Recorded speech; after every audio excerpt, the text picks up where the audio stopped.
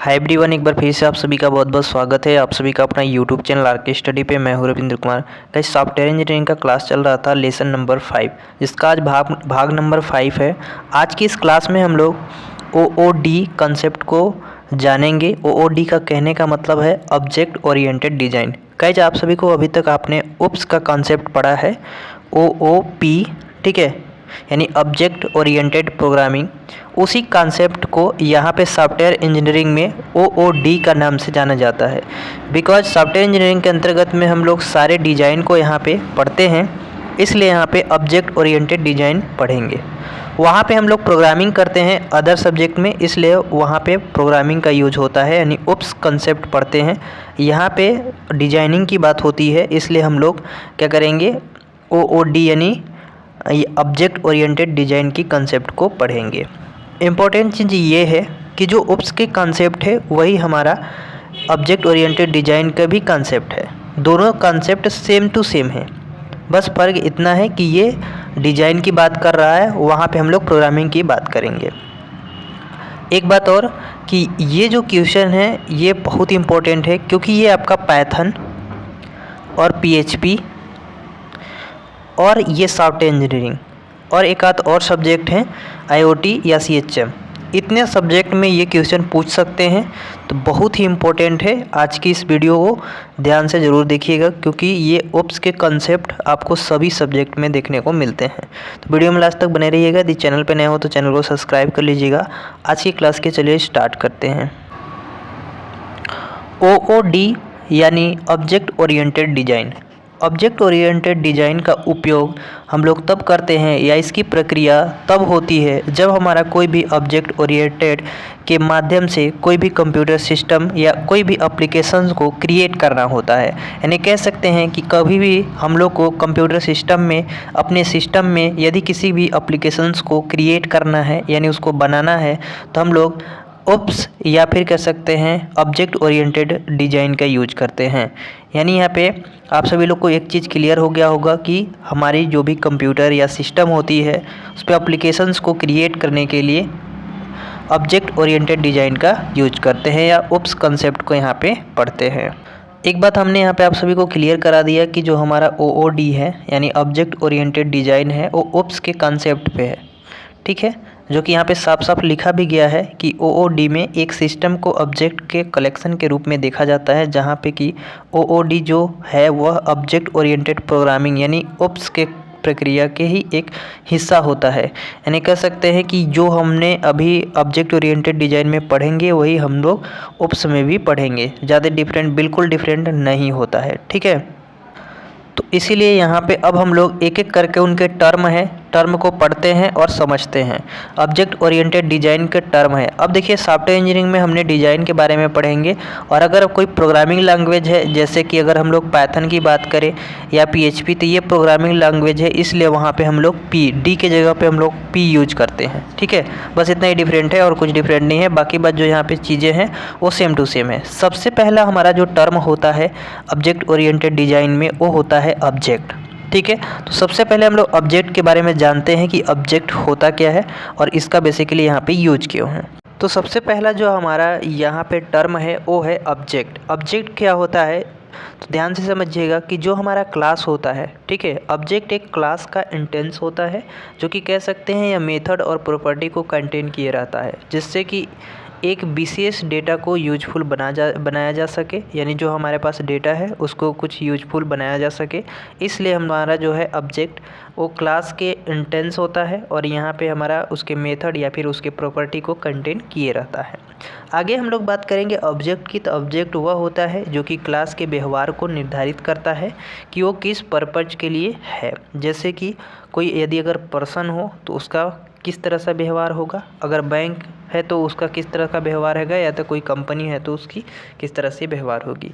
ये सारी जो व्यवहार को निर्धारित करता है वो हमारा ऑब्जेक्ट होता है, ठीक है। यानी ऑब्जेक्ट यहाँ पे एक लाइन में हम लोग समझेंगे कि जो हमारा क्लास होता है उसी का इंटेंस होता है, और यह मेथड और प्रॉपर्टी को कंटेन किए रहता है, जिसमें कि हम लोग विशेष प्रकार की डेटा को यूजफुल अपने अनुसार बना सकते हैं।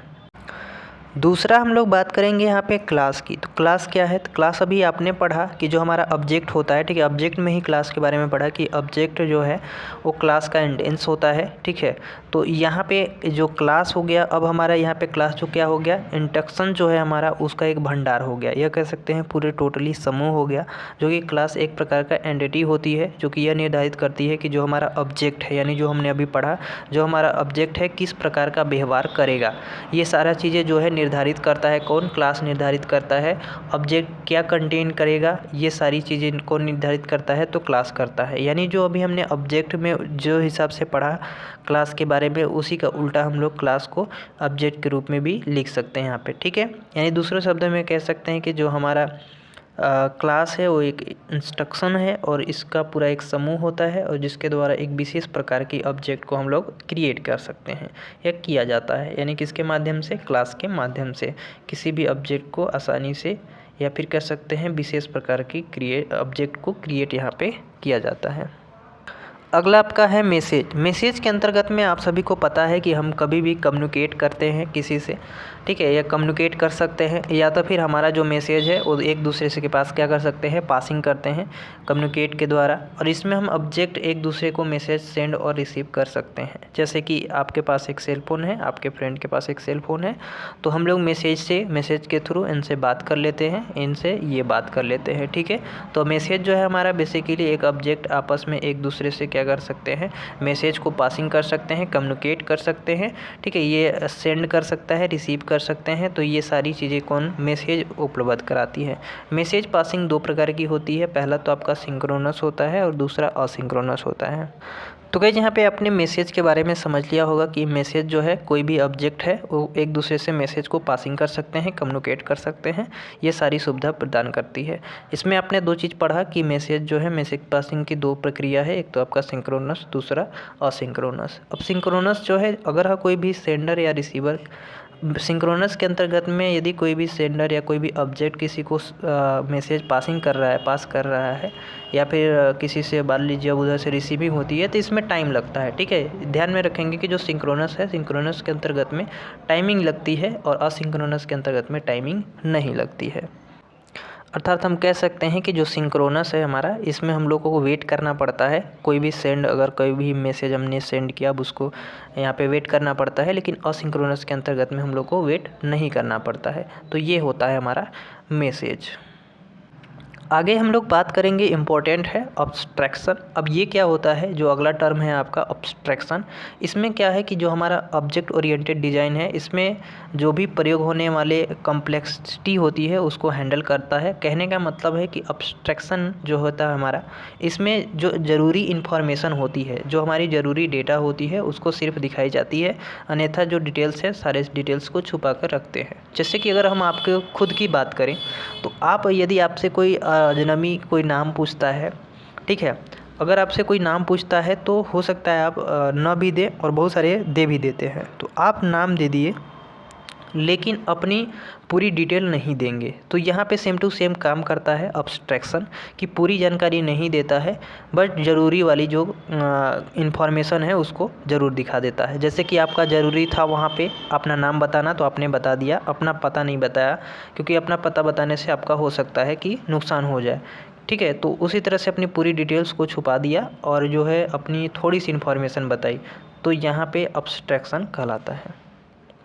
अब यहाँ पे आगे हम लोग बात करेंगे इनकैप्सुलेशंस की। तो इनकैप्सुलेशंस के अंतर्गत में इसमें दो चीज़ें हम लोग पाते हैं। पहला तो आपका डेटा होता है, दूसरा फंक्शन होता है। इन दोनों को कंबाइंड किया जाता है या कह सकते हैं कि एक साथ मिलाया जाता है। इससे क्या होता है कि जब हमारा कोई भी ग्रुप बनता है तो एक साथ उसमें वर्क कर सके। यानी इसके इनकैप्सुलेशंस के अंतर्गत में डेटा और फंक्शन एक दूसरे के साथ जुड़कर रहते हैं और इसमें हमारा जो भी ग्रुप बनता है उसमें वर्क करने का सहायक करते हैं। आगे हम लोग बात करेंगे इनहेरिटेंस का। इनहेरिटेंस एक ऐसा क्लास की प्रॉपर्टी होती है या कह सकते हैं उसकी एक ऐसी विशेषता होती है जो दूसरे क्लास के द्वारा इनहेरिट कर लेना, यानी मतलब एक दूसरे की क्लास जो है हमारा क्लास के द्वारा अगर इनहेरिट कर लेता है उसी को हम लोग इनहेरिटेंस कहते हैं। यानी जो भी हमारा क्लास है या उसकी जो प्रॉपर्टी है उसकी विशेषता को दूसरी क्लास के द्वारा इनहेरिट कर लेना उसी को हम लोग इनहेरिटेंस कहते हैं। अब यहाँ पे एक इम्पॉर्टेंट चीज़ है कि इनहेरिटेंस जो है हमारा 2 क्लास उसकी होती है, ठीक है। इनहेरिटेंस की 2 क्लास होती है। पहला जो हमारा क्लास होता है वो होता है सब क्लास और दूसरा हमारा होता है सुपर क्लास। सब क्लास के अंतर्गत में क्या होता है वो समझिएगा कि वह क्लास जो दूसरी क्लास की प्रॉपर्टी को इनहेरिट करती है उसे सब क्लास कहते हैं या फिर डिवाइड क्लास भी बोल सकते हैं। लेकिन सुपर क्लास के अंतर्गत में क्या होता है कि वह क्लास होता है जिसका प्रॉपर्टी इनहेरिट किया जाता है, उसे बेस क्लास या सुपर क्लास भी बोल सकते हैं। इसमें कह रहा है कि वह क्लास जो दूसरी क्लास की प्रॉपर्टी को इनहेरिट करता है, माने जो दूसरी क्लास है हमारा उसको यहाँ पे इनहेरिट करेगा। लेकिन यह क्या करता है, जिसकी प्रॉपर्टी को इनहेरिट करता है, ये दूसरी क्लास की प्रॉपर्टी को इनहेरिट करेगा दूसरी क्लास, और ये क्या करेगा, जिसकी खुद की प्रॉपर्टी को इनहेरिट करता है, तो ये सुपर क्लास कहलाता है। तो मेन डिफरेंट यहाँ पे ये है। आगे हम बात करेंगे 7वां जो है हमारा पॉलीमॉर्फिज्म। पॉलीमॉर्फिज्म के अंतर्गत में जैसे कि हमारे पास बहुत सारे फॉर्म होते हैं, ठीक है, तो बहुत सारे फॉर्म्स होना ज़रूरी है। बट यहाँ पे बहुत सारे फॉर्म होने का मतलब क्या है समझिएगा कि बहुत सारे फॉर्म्स हमारे पास हैं, तो उसको सरल शब्द में कहें तो जो हमारा पॉलीमॉर्फिज्म है, एक मैसेज को एक से अधिक फॉर्म में डिस्प्ले करने की जो क्षमता होती है वही हमारा पॉलीमॉर्फिज्म कहलाती है। यानी बहुत सारे फॉर्म होना और उसे बहुत सारे मैसेज को एक से अधिक फॉर्म में डिस्प्ले करना, यही हमारा क्या कहलाता है, पॉलीमॉर्फिज्म कहलाता है। तो यहाँ पे पॉलीमॉर्फिज्म आपने समझा होगा, कहने का मतलब है कि जो पॉलीमॉर्फिज्म जो है वो एक मैसेज को एक से अधिक फॉर्म में डिस्प्ले करने का कहने का मतलब है, जैसे कि एक इंसान जो होता है उसमें मान लीजिए एक इंसान है, ठीक है, एक जैसे आप हो गए या हम हो गए, तो एक इंसान में बहुत सारे क्या होते हैं, गुण होते हैं, प्रॉपर्टी होती है। तो सेम टू सेम पॉलीमॉर्फिज्म क्या कर रहा है कि एक मैसेज को एक से अधिक फॉर्म में डिस्प्ले कर रहा है।